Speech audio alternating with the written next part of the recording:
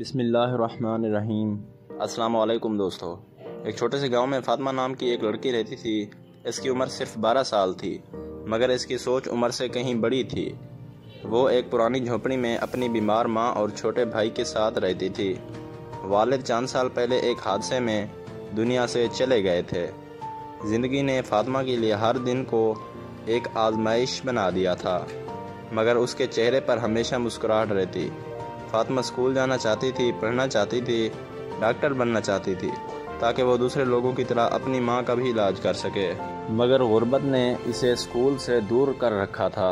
دن بھر لوگوں کے گھروں میں برتن دھونا، کپڑے دھونا اور چھوٹے موٹے کام کر کے کچھ پیسے جوڑنا ہی اس کا معمول بن گیا تھا۔ ایک دن جب وہ اپنے معمول کے مطابق کام سے واپس آ رہی تھی، اس نے راستے میں ایک عورت کو بے ہوش دیکھا۔ فوراً بھاگ کر پانی لائی اور پاس کے کلینک سے ڈاکٹر کو بلا لائی۔ عورت کو ہوش آیا تو اس نے فاطمہ سے پوچھا، تمہارا نام کیا ہے فاطمہ؟ اس نے مسکرا کر کہا۔ اس عورت نے اس کے حوصلے اور درد دل کو محسوس کیا اور اس کی کہانی سننے کے بعد وعدہ کیا کہ وہ فاطمہ کی تعلیم کا خرچ اٹھائے گی۔ وہ عورت ایک مشہور فلاحی ادارے کی بانی تھی۔ وقت گزرتا گیا، فاطمہ نے دن رات محنت کی، اسکول، کالج اور پھر میڈیکل یونیورسٹی۔ آخرکار وہ دن آیا جب فاطمہ ڈاکٹر بن گئی۔